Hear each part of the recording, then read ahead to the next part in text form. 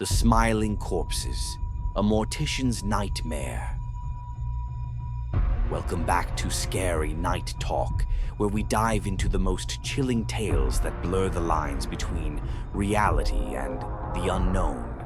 Tonight, we're stepping into a place most of us would rather avoid, the morgue. For one mortician, what began as a normal day at work turned into something out of a horror story. This is the unsettling tale of the Smiling Corpses. As a mortician, you get used to the company of the dead.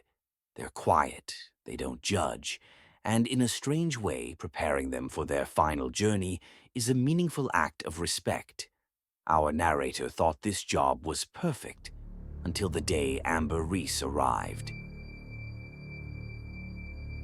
For the past 2 years, I've been working as a mortician at a funeral home in a small town. I actually love it here. I listen to lots of audiobooks. My boss is great, and I don't mind the company of the dead. They're quiet, and they're not trying to sell me something, which is a lot more than I can say for most of the living. I also feel like preparing the bodies for burial is an act of respect, a service to the community, something that gives my life meaning. Without a doubt, working here was the best job I'd ever had. Until we started getting the smiling corpses. I don't know when it started exactly. 3 weeks ago, I think, although time has been passing strangely since it all began. When it started, of course, not all the bodies were smiling. It was just 1 or 2. Then we started getting more and more of them, and everything began to spiral out of control. To be clear, yes, I know that sometimes the deceased appear to be smiling slightly. Sometimes their facial features are built that way, sort of a resting happy face. Sometimes we even turn their lips up a little to make their faces seem more familiar, more alive, instead of the cold mask of death. But these bodies weren't smiling slightly. No, they were full-on grins, stretching dead skin to the corners of their mouths. They were grotesque. The first one came on a cold, rainy day. Her name was Amber Reese, and she was 31 years old, much younger than the bodies I usually worked with. She died of a sudden blood clot. As much as I liked my job, I hated dealing with the younger ones. Before I even unzipped the body bag, I was imagining the small children she may have left behind, the aging parents grieving their daughter, the friends and family mourning a life gone too soon. I extinguished the thoughts and got to work. I turned on the light, rolled the steel bed a little closer to me, and reached for the body bag's zipper. But when I unzipped her, I froze. She was smiling. Her lips were pressed tightly together, covering her teeth, and the corners of her mouth sharply curved upwards. An expression like that wouldn't just require you to move your facial muscles, it would require you to hold them like that. I quickly unzipped the rest of the bag, but she was definitely dead. Her skin was as white as marble. Her eyes were closed. Her lips were blue. What the fuck? Maybe she was somehow alive? Hands shaking, I gently touched her lips, then her cheeks. Her skin was so cold.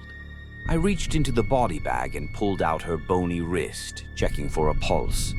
There wasn't any. Now, if I weren't a mortician, I'd be thinking, no big deal, she died smiling, and rigor mortis set in. But I knew that was impossible. Rigor mortis takes hours. If she died smiling, her face would naturally relax into a neutral setting before everything went stiff. I stood there, my head spinning. There was no way she was alive, but there was no way she could be grinning like this, dead.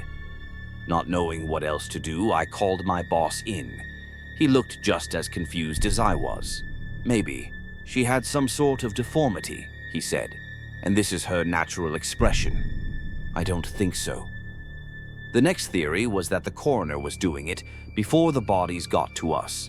Maybe it was a prank, or maybe he thought he was helping us, making the bodies look a little less dead. He was a bit odd, so it wasn't out of the question. But even if he made them smile, the smile would fade before they got here. I pointed out. That kind of smile, with her lips covering her teeth like that, requires the muscles to stay flexed. Alan didn't know what to say to that, so he excused himself to call the coroner. When he came back, his expression was grim. Jack said she wasn't smiling when he was doing the autopsy. Dread flooded me like someone had just dumped a bucket of ice water over me. So the smile had happened after she died? On the drive over from the coroner? That's impossible, I said, my voice wavering. I know. Who else had access to the body? He shook his head. No one should have had access to the body except us, the coroner, and the drivers who delivered her. Well, fuck. We made a few more calls to police officers, medical examiners, even a few EMTs, but no one knew what we were talking about. And the body had been securely locked away after the autopsy, according to the coroner. It looked like no one had tampered with the body. So, maybe it was just something about Amber. Something congenital, some sort of disease or something. That her mouth turned up in a smile several hours after death. I knew it made no sense, but what else was I supposed to tell myself? That some demon had possessed her dead body and made it smile? That a ghost was holding up the corners of her mouth? Nothing made sense. What should I do with her? I asked Alan. Set her features like normal, I guess, he replied. Call me back if there's anything else. Weird. Then he turned on his heel and walked away. So that's what I did. After pacing the room a few times to calm myself down, I walked back over to the body.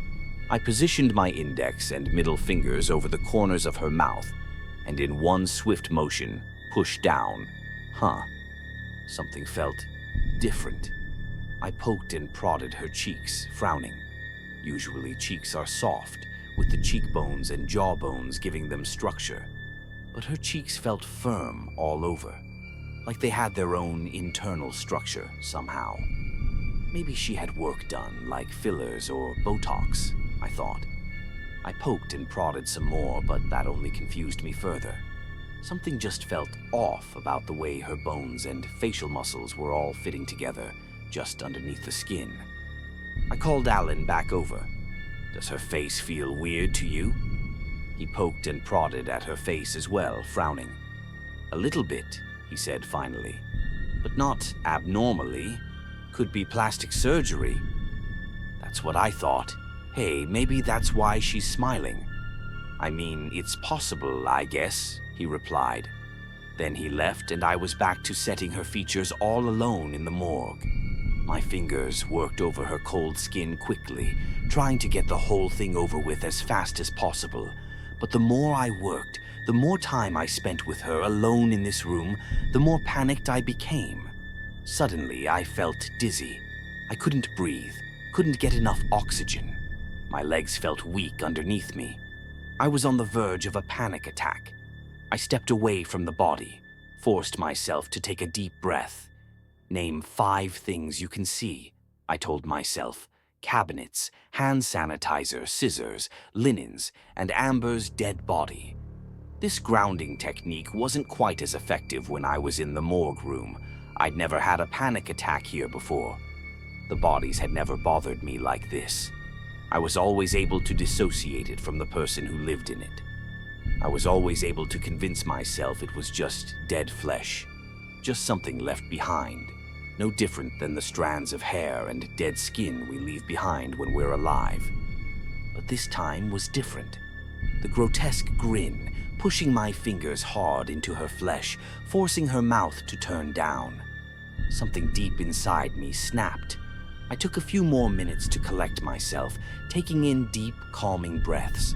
Then I forced myself to continue working. I walked over to the cabinet, got out the clear thread, and started to sew her mouth shut. You had to, otherwise their mouth would loll open and look weird. I'd forgotten to do it once, and it was the only time Alan yelled at me.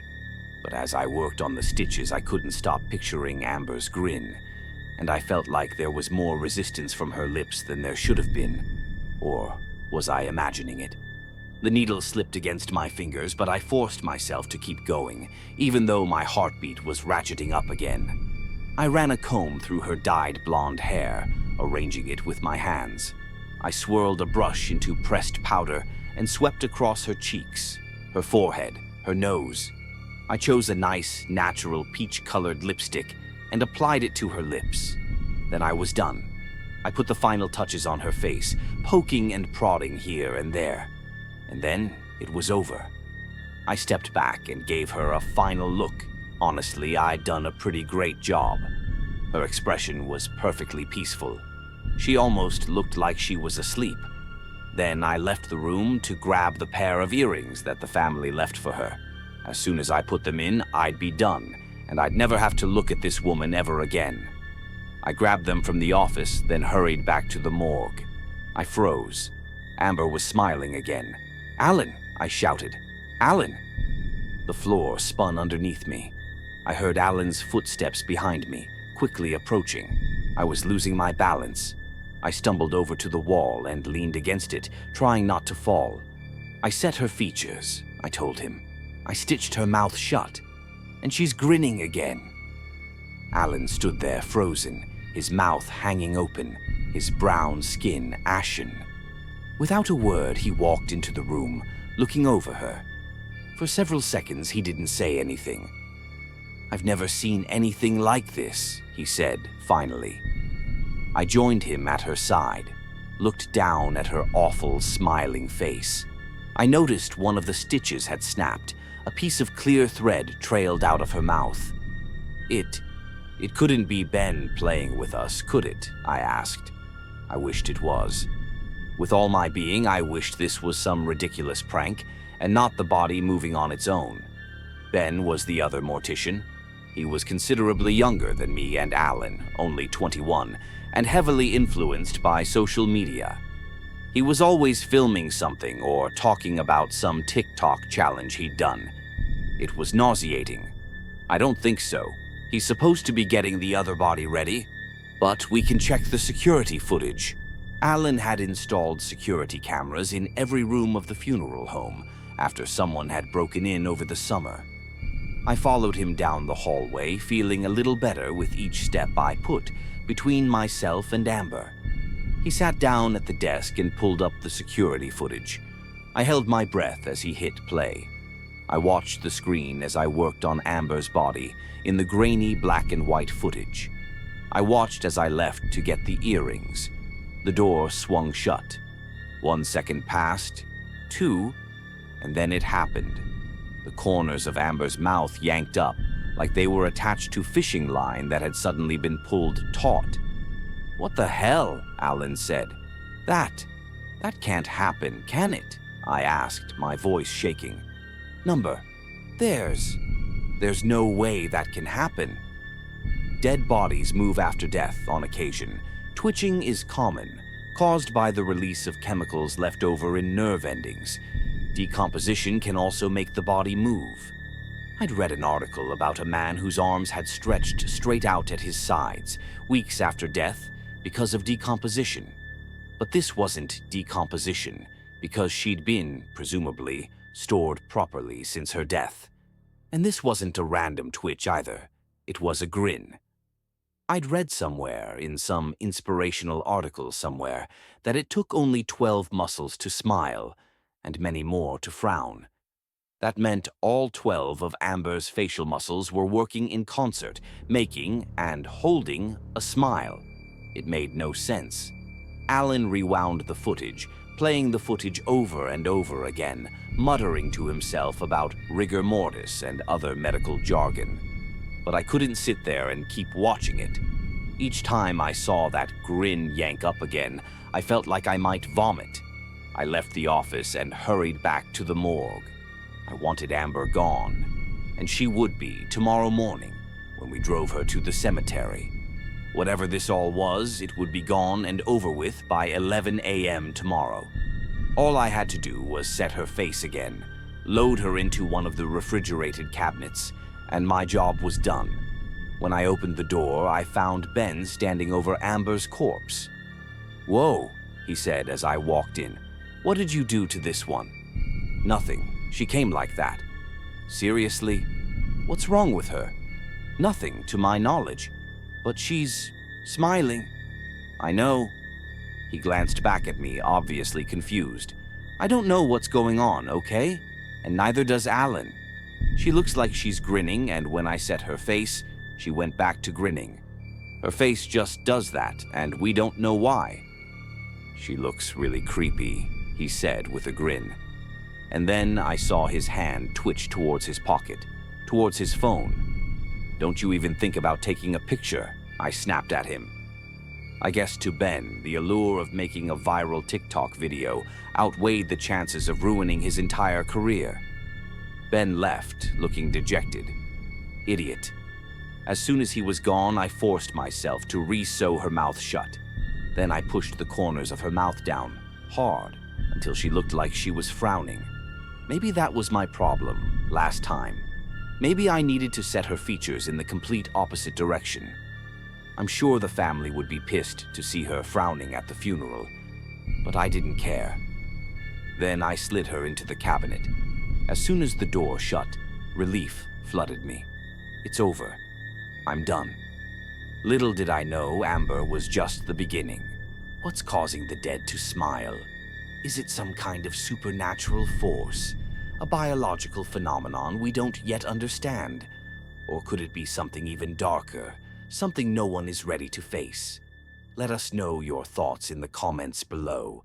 And remember, sometimes the scariest things are the ones we can't explain.